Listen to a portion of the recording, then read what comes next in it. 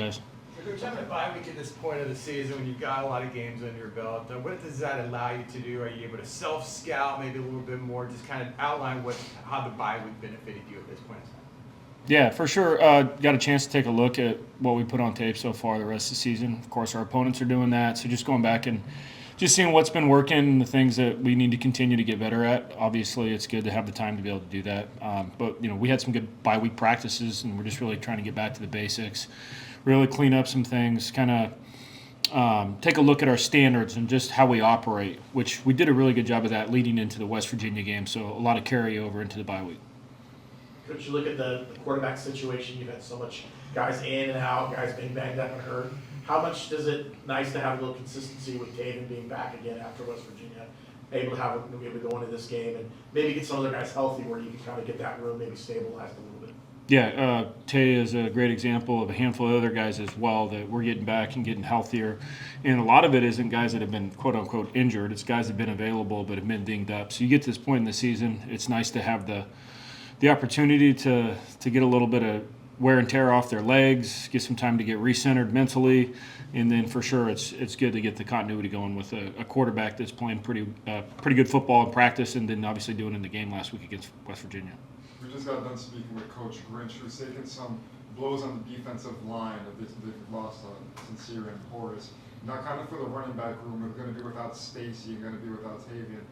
He mentioned it's not going to be next man up mentality, it's more same man up, more volume. Is that kind of similar mindset going to apply for this running back room now that Miles and Jaden maybe take more of a workload? Yeah, I think Coach Frost hit it right on the head then. Those guys, we've done our best at this point in the season to make sure that we have guys fresh for the fourth quarter when you need them. And, Stacy was a huge part of the relief package, if you will, as he's growing and getting better every day. It's just a bummer that we're going to lose him for some time. With that being said, there's always got to be a next man up mentality if we get to that, but really right now the reps just get reallocated around between the two backs that have been carrying it. Yeah, Chris Dahmer can step up and make a couple of touchdown catches on Yeah, he fourth did. down. Yeah. So how's his role kind of expanding both in the slot and on the perimeter, and how much do you think he can help you in these last 5 games? Yeah, it's just funny how it works sometimes where the ball finds you, and it just so happened there's a guy that's been doing everything right in practice and making those plays in practice, and we've been seeing it for multiple weeks, and then just sometimes it's the luck of the draw and sometimes it's by design, but he made the plays when he needed to make the plays. So in regards to how his role changes and packages changes, yeah, you keep it in mind when he was able to make the play when his team needed him to do it. So yeah, TBD. We'll see on Saturday what it looks like for CD. But he's a huge part of what we're trying to do. How important was a game like West Virginia to really get your offense going? Because we've seen some those earlier on, and so how big was it to kind of get some momentum going in that West Virginia game? And how does that help you now go into Baylor? Yeah, when you have success like that, particularly the explosive plays, which we've been preaching, that helps confidence a ton. It makes just everyday life a lot easier when the confidence is there. It makes the next week of practice feel a lot better because the confidence is building. So that helps you get in a groove. It's funny, we talked about this as an offensive unit. We had some issues with these 18-play drives that equal almost no points, sometimes a field goal, sometimes not scoring touchdowns. And I believe we had a 93-yard touchdown drive, maybe a 97-yard touchdown drive. Quote me, or forgive me if I'm off on a couple. This was a couple weeks ago. And then for sure an 85-yard touchdown drive. Those weren't 20-play drives. Those were a handful of chunk plays and then the explosive play. So those explosive plays help confidence so much, and it makes it a whole lot easier when you're designing plays. You don't have to use 20 play calls up in one series. So good for the momentum moving forward 100%, and just good for the confidence overall. With the bye week coming just past the midpoint of the season, how much of the bye week did you use kind of doing some self-evaluation, and where do you feel like this offense has grown the most as you get ready for the kind of final game of the season? Yeah, you get to this point in the season and you find out, okay, what are the core schemes, whether it's the pass or the run game, that have been working? What can our guys do well? And so we were able to identify a couple things that, okay, we know that we can execute these things for sure in the critical moment. But you also get to this point in the season and you have a Rolodex of things that maybe you've installed along the way. And so what we want to make sure is okay, what complements this scheme with the other? What complements the run with the pass? So that's really where we lean into moving forward, is making sure that we're running an offense week in and week out that complements each other. Short yardage was something that you wanted to emphasize going into this bye week. Tell me how you feel about the progress being made in that in practice. Yeah, the tough thing about short yardage is you don't necessarily get a ton of reps in practice of just blood and guts, and that's really what it comes down to. So it's a mindset piece and then the small details. So, yeah, we spent some time on that. That falls right into the bucket of the self-evaluation, the self-scout. All right, what are the core runs that we need to be in those critical situations, and just taking a look at the personnel that's out there for those moments. So, yeah, it was good to be able to have some time and an opportunity to really kind of hash those things out as a staff to really put our guys in a position to be more successful. You guys, over the next 5 games, remaining 5 games, have 3 games against possible top 25 teams. What do you guys need to do to finish strong to make sure there's a possibility maybe you get to be bowl eligible, maybe kind of reach another goal on your list? What do you guys need to do to maybe accomplish that? Well, it starts with being the most excited team to play on Saturday. I think that's a huge piece of what it is this point in the season because there's a lot of wear and tear. And listen, it's a lot easier coming off the bye week, right? When you got some rest and relaxation, I get that. So we have to understand this is really, it's a 5-week season left over. We got 5 games left that's guaranteed on our schedule, and we'd like to earn another one. But it really starts with being the most excited team to play on Saturdays. And then go figure the way to do that is be the most excited team to play on Tuesday practice, Wednesday practice, and put it all together. So we've really leaned into our process. One, that's really important too, just understanding, okay, we've been doing this for a long time now. What do Tuesdays usually look like? What do Wednesdays look like? All right, so we got firm feet on what we're trying to get done in relationship to the process of teaching it and coaching it and having a routine. But now we just need to be able to go do it and be the most excited team to play. Owen Spell got his most extended time filling in for Paul Rubel at left tackle. How would you evaluate his performance? Yeah, very solid. Proud of him. He's a guy that the next man up mentality. Proud of him, the effort that he puts forth. I mean, the dude's a grinder. So really happy that he had some success. Now, listen, we're not perfect. There's nobody that's perfect. And opportunity to get to play that many snaps, of course, you're going to go back and, okay, here's a lot of things that I can get cleaned up. But just really proud of how he attacked. I mean, he's been doing it since he got here. So, yeah, proud of him, and he did a really nice job, and looking forward to him to have continued success. What are you seeing from Baylor's defense on tape, and how do you try to carry over those explosive plays and take advantage of some opportunities they may give you? Yeah, I mean, to be honest with you, Baylor does a really good job of limiting the explosive plays. For example, a pretty explosive offense. Cincinnati played them last week, and I think I counted only 3 real explosive plays. And what Cincinnati was able to do is be pretty meticulous, not hurt themselves, and put some drives together. So for us, we need to be able to avoid the negatives. And one thing that Baylor does a nice job of is each week there's going to be a specific plan for us. So there's going to be some unscouted looks. So we spend a lot of time talking about, okay, here's what we're expecting, but we need to be able to react to almost everything. Now, at this point in the season, when we got this many games under our belt, we've seen a lot of stuff. And we see a lot of stuff from Coach Grinch and our defense every day in practice. So now we just need to get out there and go execute, no matter what the look is going to be from the defense. But they do a really nice job. They're going to mix up the pictures. They got good players. They're one of the more athletic teams that we've played against. So, yeah, we got a challenge. They're a lot better than their statistical data shows. This is an athletic defense, and our guys are not going to be in any way afraid of that. There's going to be no fear of failure, and we're going to go attack. But I think our guys are really leaning into the confidence that they got from having some success. And then the cool thing is when you win before bye week, that almost counts as 2 because it's good vibes for 2 weeks. And you know what happens when you win? I mean, the sky's bluer, food tastes better. All things are a lot nicer and easier, so we need to use that as a positive into momentum to go take care of business on the road. Kind of mentioned using the bye week as to take momentum and take confidence going in. Using the bye week kind of as like a natural midpoint in the season. Where have you seen this offense grow the most? What are you most pleased with? Like through the bye week or just in general? In general throughout the season. What's surprising to me is when you go back and look, and we're constantly hunting for explosive plays. You go back and look, and we've actually been pretty good in that area. Just looking at it from a statistical standpoint, and you got to understand, like, stats are for losers. The only real stat that matters is winning, right? But you can see that. I mean, we've made explosive plays when we've needed to, and then the areas that we've fallen short, it's because of the lack of explosive plays. So we really just have leaned into that as a staff, and really trying to find more creative ways to get the guys that are making those plays to get them the football. And sometimes it's not going to work out that way. You're going to get a different picture from the defense. It's going to take something away. But then there's always got to be a progression in the pass game. There's always got to be another answer in the run game, and getting those other guys to step up and see if we can get some other guys to step forward as we move forward for the rest of the season. Coach has talked a lot about player-led teams that really can have success on the field. As you've noticed with this group, you see that emerge a lot more with the players taking ownership of this team and trying to continue to move forward with it halfway through the season? Yeah, I'm glad that you said that, because going into the West Virginia week, we talked about the standards. And we're talking about standards for everything. Just how we get in and out of the huddle. How do we come off the sideline? How we practice? What's the execution standard? What are the standards like when we're putting the game plan together when we're in meetings?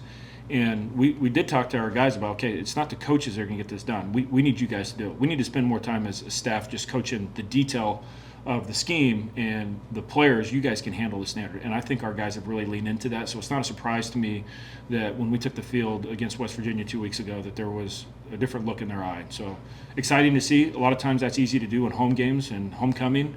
We need to get that to apply on the road. And that's what mature teams do. They find ways to win on the road when it's a hostile environment. So that's really where our focus is right now. What do we got to do for the rest of the week to put this plan together? And then let's go do it. And doing it on the road is going to take some maturity. Just a couple more. Coach, what have you noticed about the development of the tight end room over the course of this season up to this point where they kind of really improved for you? Well, I mean, the cool thing about our group is each one of those guys, as I've mentioned before, has different traits that make them special in different areas. What we've seen over the course of however many games that we've played now is some of those truths come to light in relationship to what guys are what they're good at. And the other cool thing is we're starting to get these guys to be healthy. We've been banged up at a couple spots here, not necessarily on the injury report, but definitely banged up. And I guess the thing I would say is we're finding out what guys can do and what might be better for a different player. So that's us getting our personnel squared away, who's on the field at that time for specific plays. You mentioned the difficulties you've had on the road. But is it anything you try to change in the preparation going into that kind of thing, or is it just maturity, as you mentioned, is it just experience of learning how to do so while it's actually happening? I mean, if you're going to say, like, what's the most important thing, it's the experience, period. I mean, that right there is so big. We've had a couple road games, and they haven't gone the way that we want. I think that the guys understand what the standard is to win on the road. I think that we've been close to hitting that threshold a couple times, but now we just got to go do it, and I think just having a better understanding what that's like. Listen, we're probably not different than most teams, right? We have a lot of new people. Some of them are younger guys with less experience. Some of these guys have experience at other places, for sure. Now we just got to put it all together. In relationship to how we practice and what we do, just raising the standard every day is going to be the things that improve there. Like, yes, the crowd noise, yes, making sure our cadence is tight, and really what that comes down to is just the standard and everything that we do in practice. Talk a little bit about finding explosive plays. Tell me somebody who maybe we haven't seen yet that you think could have a breakout game, maybe not on our radar. Oh, just thinking right top of my head. I think about Dylan Wade now that he's healthy. He's a guy that can make the play. He's obviously shown that in practice more than maybe his opportunities showed up in the game. That's more to do with his availability over the last month or so. So that's one that comes to mind. Obviously, Chris Domercan is a great example of that, stepping forward against West Virginia. So there's another one. A guy that made a big-time play for us on third down, Caleb Rollerson, he showed up in a big way, but it's not a surprise to anybody on the sideline in our staff because he's made that play in practice. There's just a handful of names. There's countless other guys that are doing a good job. It's just there's only so many reps. There's only so many opportunities in a football game, so you got to take advantage of those when they do show up.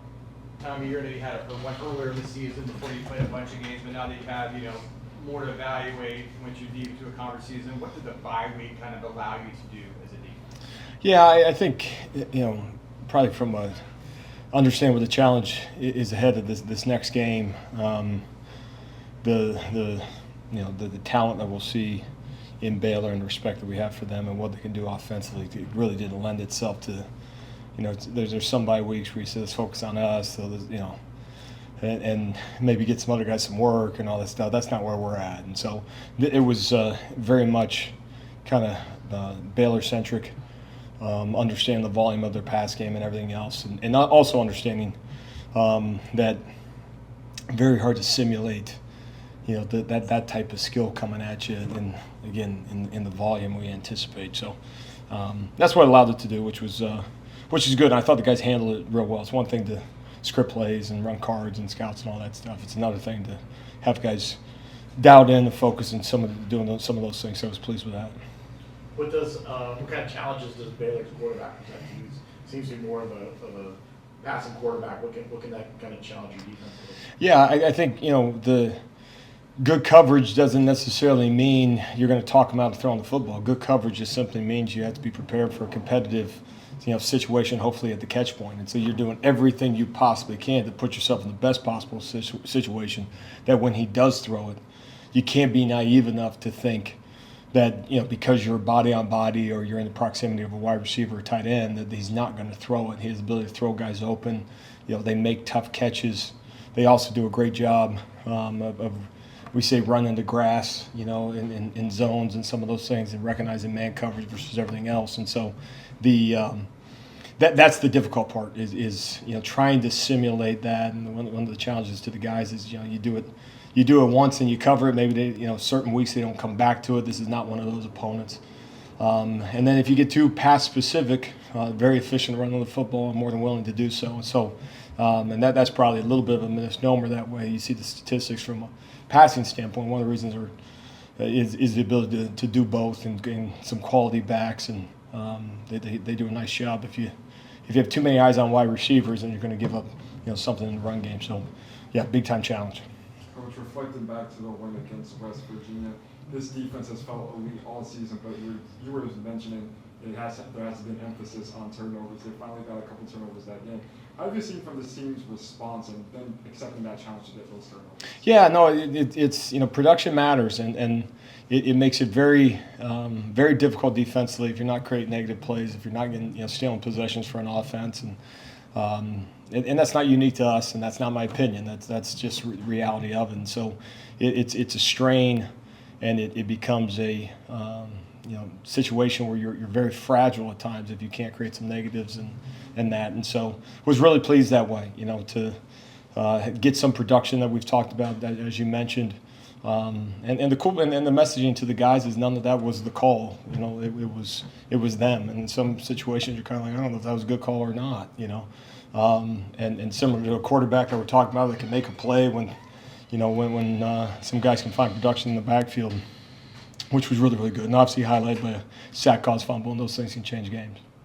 You hear the phrase matchup nightmare a lot when you hear talk about athletic tight ends or big wide receivers. So watching some tape now, what stands out about what makes Michael Trigg a challenge to cover? Yeah, I mean, you wish the film didn't match the production. You wish you could then, spot holes in it and say, oh, there's some discrepancy and it's not as real as it appears type of thing. But unfortunately, in this case, it's exactly as you described it. It's a matchup that makes it very, very difficult to, from a size standpoint, he'll use that. From an athletic standpoint, he uses that. So you can't just dismiss one or just circle one attribute that way. And then the ability too. Then when he does make the catch is a tough guy to bring down, and that's another thing that stands out. Same thing when you haven't studied the team yet. You kind of start with the stats and you see the numbers, and then you look at the yards after catch and some of that. Not just in his case, but across the board they do a nice job that way. But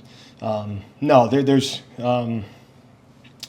unfortunately just with what they do and the amount of explosive guys they have is very difficult to say, well, that's the one guy you got to cover. And so, you get a chance, as they do a great job of getting guys singled up, and he does a great job coming down with it and makes some highlight plays. And so, no, it's going to be a difficult challenge in terms of man or zone, and putting the right bodies on the bodies and then rallying the troops if and when he does catch it. Coach, with your unit not on the field this week, did you get a chance to study about Baylor a little bit when they went to play since this past weekend? Yeah, we did, and that's you say it's an advantage, and obviously in the end by midday Sunday they're studying us just like we did them type of thing. But no, you watch it and you're trying to find commonalities, maybe some of the things that we did or some of the things that if they've had success on something on a particular situation in the game or coverage and that okay, well, does that fit something we do, or is it something that we're willing to do or willing to install? And so you do that with all opponents. But no, of all the games you can watch on Saturday, that's the one that I think they came on at 4:00, and I think every single one was kind of glued to that, and just anxious to, especially coming off a bye week, because you feel like you've watched so much of the tape and you watch it, sometimes you kind of nerd out on some new video type of thing. Yeah, I was going to say this, following up with that, because Cincinnati ended up limiting Baylor's quarterback, so so far this season. So like, what did you notice about their like secondary and defensive effort that you can kind of notice that with the defense? Yeah, I mean, full credit goes to Cincinnati. I thought they played very well. I mean, there's probably some missed opportunities if you're asking Baylor. As they look back on the video and some of those things, and again, credit goes to Cincinnati. I thought they tackled very well, and that's one of those things too that you can get maybe too overly focused on saying, okay, that's not them catch of football, and the numbers just suggest that that's not necessarily going to be available to you. But it's a game of touchdowns, not first downs, and put them in a situation where you can, we say, as I've mentioned in here a number of times, knock it down and move on, and don't let one play in the pass game turn to 2, 3, and stack plays that way. And so I thought Cincinnati did a real nice job that way. Obviously, there's still 5 games left, and it's still kind of one game at a time. But with the bye week coming just past the point of the season, where do you feel your defense has grown the most and has you excited for this finishing pick for the season? Yeah, I think the biggest thing just maybe because it was the bye week, and yes, you're talking opponent, but you're also a little bit in the way of just running calls against plays, and there's a little bit less of the specifics of that opponent, right? Because partly because you don't want it to get stale as you get into game week, and maybe just allowed a little bit. I mean, I'm not very good at it, but a little bit of kind of standing back and watching and hearing the guys communicate. And then we go against the offense, coupled with some of the things with scouts, and seeing them problem solve, in real time, and less in the way of coaches' interactions. And sometimes you got to discipline yourself as a coach because you want to say something, and but in reality, you're not on the grass with them over the course of a game. And one of my chief complaints has been at times, and I've alerted the guys to this, like if this feels like a spring ball practice, if you are needing a coaching point or a reminder on every single thing based on that formation versus this call, it's very difficult to play good defense. And to your point, especially this far into the season. And so I've been pleased with that, and it showed up on game days. I think problem solving has been one of the things that's allowed us to compete and play quality defense at times. And but that during the bye week, you just kind of observe a little bit, and they're saying the right things to each other and handling some things, and that's going to has to continue, and certainly this weekend included. We talked with Coach Frost a little bit yesterday about the evolving coach carousel going on. Tell me how it's been personally. Coach Frost said one bad season doesn't define you. Tell me a little bit personally what it's been to be here and build a defense that's been playing so elite. Well, specific to this season, I mean, the opportunity to get on the grass with these guys, and every coach is different. I can obviously just speak for myself, but you romanticize a little bit what coaching is. That's why we all got into it, or the bulk of us, I think. I don't think I'm unique that way, but 23 years ago, the idea of being a college football coach, and the thought of being that started well before, I got out of college. It's just the idea of building a program is something that it is. I don't know if it's harder to do or easier to do or whatever, timelines and everything else, but I'll stay away from that. But there's something about that, and so we forget sometimes as it's year one, but there's something about getting a group of guys together in January and let's see what we can get done, with them over the course of a calendar year, and then obviously in the hopes that you get opportunities to do it past that single year. But midway through the season, they start feeling like your guys and all that stuff, and so that's kind of where we find ourselves. And then okay, we got 5 weeks left, and we've and I think I mentioned in here, now you got some shared experiences like that, and I don't know, there's reasons you coach, and one of that is that you can get something done with a group of guys that if you weren't in that room, they wouldn't be as successful. They don't need us. They play the game, we don't. But anyway, you're constantly reminded of that as you go through the season. Dave Aranda obviously came up as a defensive coordinator. I'm just curious, did your paths ever cross, or do you know him at all? I don't know him well. We've met. Yes, our paths have crossed over the years, and I got a lot of respect for him, what he does, his ability to build defense, get guys to play hard, and just it's one of those films wherever he's been. We had the availability to crossover film when they're in conference, but even out of conference, it's one I always watch, and that's just from a respect standpoint. You know, what he's doing and how he can attack teams and everything else. And so, no, he does a tremendous job. Jaden Bellamy's been such a standout corner for you guys this year. What has he done to kind of step up and be so reliable? Yeah, he's scrappy. You can tell, you know, a guy that's played football. I mean, that's the one thing over, and maybe basketball's been a little bit more of an example. Because they kind of dealt with transfers maybe a little bit more than we have, or maybe it's just an easier study because there's 12 of them and then play, you know, everything else. But you know, the older guys, there's something about guys that've been in the fire, and it doesn't mean they've been successful, you know, 100% of the time, but that's part of it. They have some experience behind them and know what works, know what doesn't work, and kind of can draw from some of those things. And so he's one of those guys that you're not confused as to his experience level. You know, he gets it. He's played well for us. We need him to continue to, and thrilled that we have him.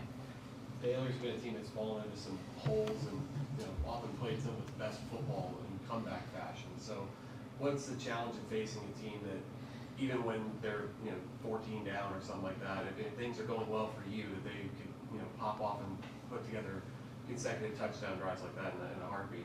Yeah, and I think that's valid. That's accurate. I think it's, and Coach Babalov does again, a guy I've ran into over the years that does a great job offensively, and you know, you don't say air raid as much, and I'd say that in a positive way. They run the football a lot more than Coach Leach ever did, type of thing. But they don't have to change, and there's an advantage to that offensively.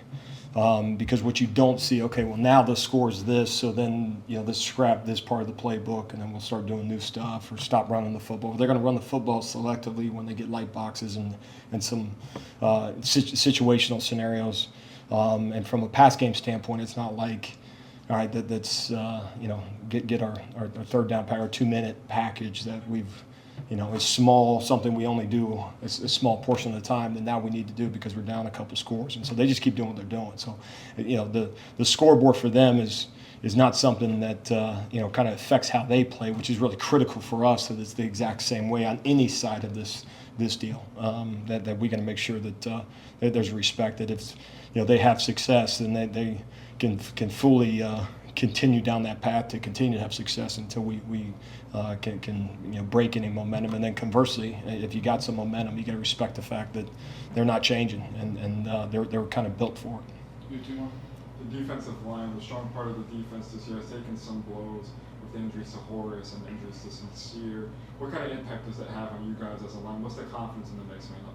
Yeah, and it thins you out. I mean, it obviously puts more pressure on the guys that are playing, and obviously creates some opportunities for some other guys that maybe wouldn't have as many reps that way. And you know, Coach Kmart does a great job on him, Coach Dawson, and so full trust in those guys to prepare him, to put him in a situation to be successful. But no, you say next man up, sometimes it's same man up is just same man more volume, and they got to be prepared to understand their Saturdays are a little bit different. Some guys are good players if they play 20 snaps.